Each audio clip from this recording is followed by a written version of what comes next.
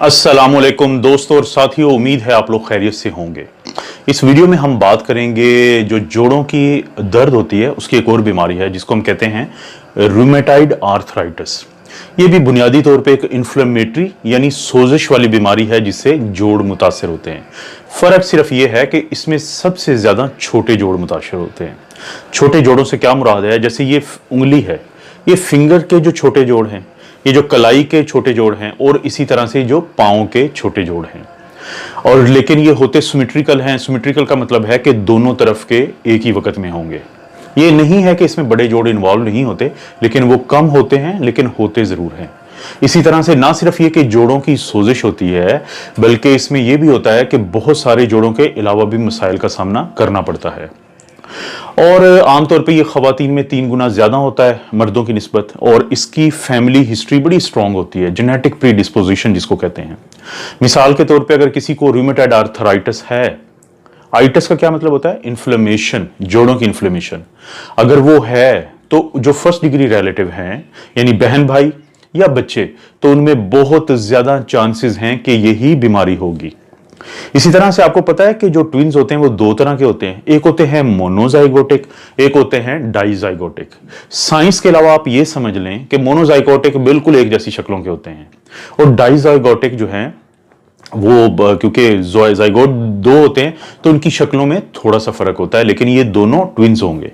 तो इनमें से जो मोनोजाइगोटिक हैं उनमें अगर एक को रूमेटाइड आर्थराइटिस है तो दूसरे को भी होगा, लेकिन डाइजाइगोटिक में चांसेस कम है। बताने का मकसद ये है कि ये जेनेटिक इशू भी है बहुत ज्यादा, क्योंकि होता ये है कि मसलन ये एक जोड़ है, इसके अंदर एक मेम्ब्रेन है, एक झिल्ली है जिसको हम कहते हैं साइनोवियल मेम्ब्रेन। किसी भी वजह से उसके अंदर इन्फ्लेमेशन स्टार्ट होती है, वहां पे बी और टी सेल आते हैं। टी सेल क्या करता है, वो साइटोकाइन्स रिलीज करता है, और बी सेल बनाती है एंटीबॉडीज जो अपने ही जोड़ों के हिस्सों को खाती हैं, इसलिए उनको कहते हैं ऑटो एंटीबॉडीज। ये 2 किस्म की होती हैं, एक को हम कहते हैं रूमेटाइड फैक्टर और एक को हम कहते हैं ACPA यानी एंटी सिट्रुलिनेटेड पेप्टाइड एंटीबॉडी। ये दोनों चीजें आपको आगे जाके मदद करेंगी। इस चीज को जहन में रखें, ये जो मैंने साइटोकाइन और ऑटो एंटीबॉडीज की बात की है।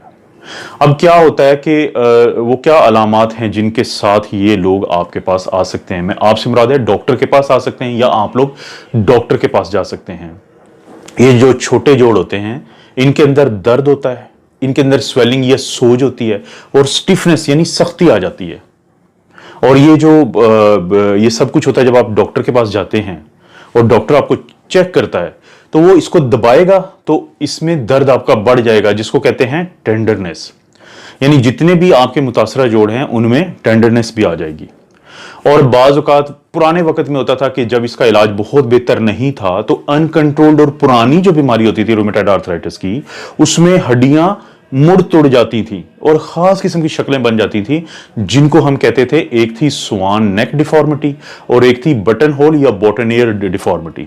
स्वान नेक डिफॉर्मिटी में क्या होता था कि ये, अब देखें, छोटी उंगली, ये एक उंगली है, इसका जो ये जोड़ है इसको हम कहते हैं प्रोक्सिमल इंटरफेरेंजियल जॉइंट, और इसको कहते हैं डिस्टल इंटरफेरेंजियल जॉइंट। अब स्वान नेक डिफॉर्मिटी में क्या होता है कि ये जो जोड़ है ये हाइपर एक्सटेंड कर जाता है यानी नीचे की तरफ, और ये फ्लेक्स कर जाता है। लेकिन जो बोटनियर डिफॉर्मिटी है उसमें ये जो प्रोक्सिमल इंटरफेरेंजियल जॉइंट है ये हाइपर फ्लेक्शन कहते हैं ऐसे, और एक्सटेंशन जो इस एंगल पे हो, तो वो हाइपर एक्सटेंड कर जाएगा ये वाला। तो लेकिन अब ये चीजें बड़ी कम देखने को मिलती हैं।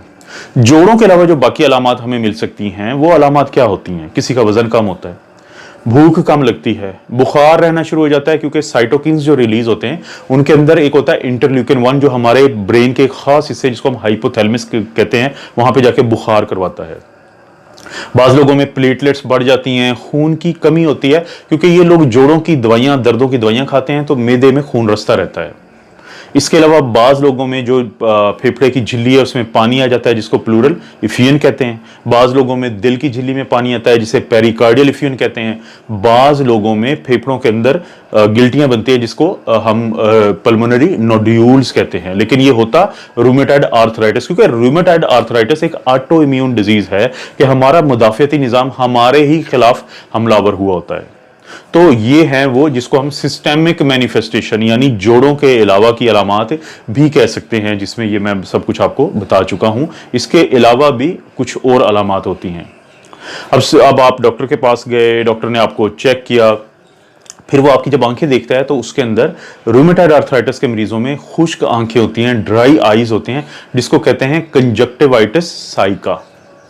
और इसी तरह वो लोग जिनके अंदर ये बीमारी काफी अरसे से हो, जोड़ ज्यादा इन्वॉल्व हुए हों और उनमें ऑटो एंटीबॉडीज पॉजिटिव होती हैं, तो उनके जो बाजू का ये हिस्सा जिसको हम एक्सटेंसर सरफेस कहते हैं, वहां पे गिल्टियां बनी होती हैं जिसे हम कहते हैं रूमेटॉइड नोड्यूल्स।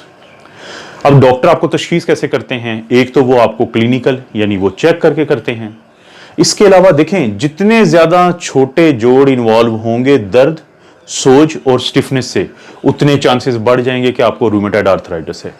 अगर आपकी बीमारी 6 हफ्ते से ज्यादा यानी 1.5 महीने से ज्यादा पुरानी है तो चांसेस बढ़ जाएंगे कि आपको रूमेटॉइड आर्थराइटिस है। अगर आपकी ऑटो एंटीबॉडीज पॉजिटिव हैं और ज्यादा स्ट्रांगली पॉजिटिव हैं तो चांसेस बढ़ जाएंगे कि आपको बुनियादी तौर पे ये रूमेटॉइड आर्थराइटिस है। इसी तरह वो आपका टेस्ट करवाएंगे ESR का और CRP का।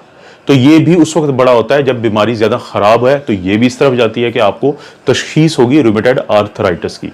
तो बुनियादी तौर पे टेस्ट भी यही है कि ESR करवाया जाता है, CRP करवाया जाता है, RF फैक्टर यानी रूमेटॉइड फैक्टर जो कि ऑटो एंटीबॉडी है वो पॉजिटिव आता है 70% लोगों में, लेकिन इससे भी कहीं ज्यादा अहम है ACPA जो ऑटो एंटीबॉडी है जो पॉजिटिव आएगी 70% से ज्यादा लोगों में और बड़ी मखसूस है रूमेटॉइड आर्थराइटिस के लिए। और ACPA से मैंने आपको क्या बताया था कि एंटी सिट्रुलिनेटेड पेप्टाइड एंटीबॉडी बनता है।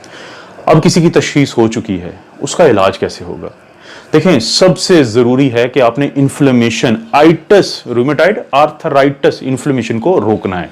उसके लिए जरूरी है कि आप एक टैबलेट है बड़ी मशहूर, Deltacortril, prednisolone, steroid, anti inflammatory, ये स्टार्ट करेंगे। ये आप 30 मिलीग्राम देंगे दिन में एक दफा और आहिस्ता आहिस्ता अगले 12 हफ्ते यानी तकरीबन 3 महीने में इसकी डोज को कम करते करते इसको खत्म कर देंगे।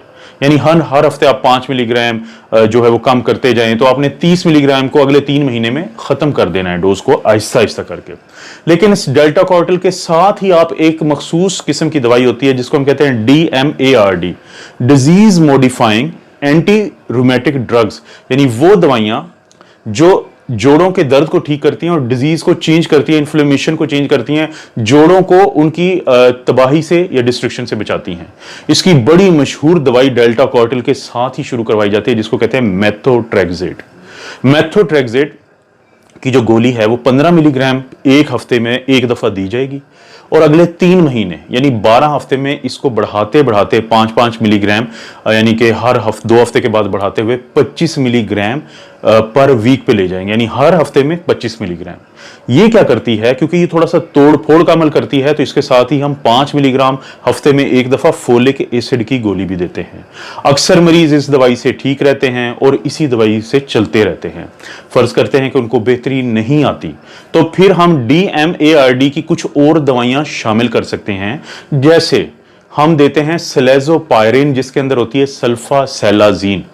ये 500 मिलीग्राम की गोली सुबह शाम दी जाती है। इसी तरह HCQ यानी हाइड्रोक्सी क्लोरोक्विन, याद आया कौन सी है ये दवाई जो कोरोना में जिसका बड़ा नाम हुआ था, 200 मिलीग्राम सुबह शाम दी जाती है। तो ये 3 दवाइयों का कॉम्बिनेशन अक्सर मरीजों को ठीक कर देता है और ये चलती रहती हैं दवाइयां।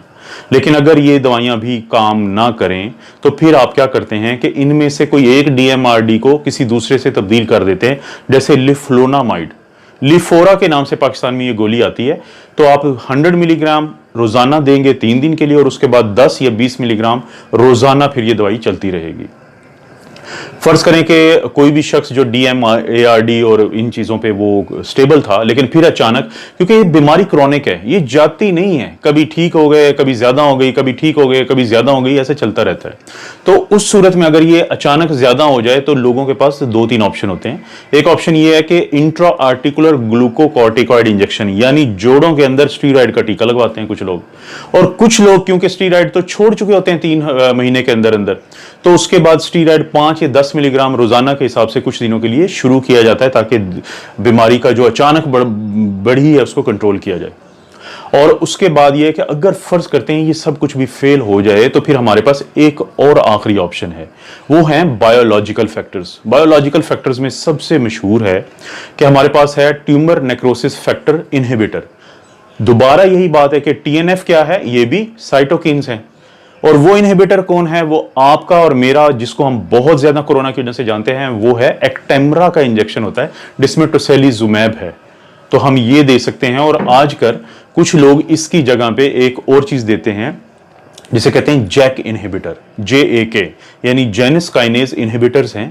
तो ये टुफेसिटिनिब के नाम से बेसिकली आते हैं, तो वो भी दिए जाते हैं।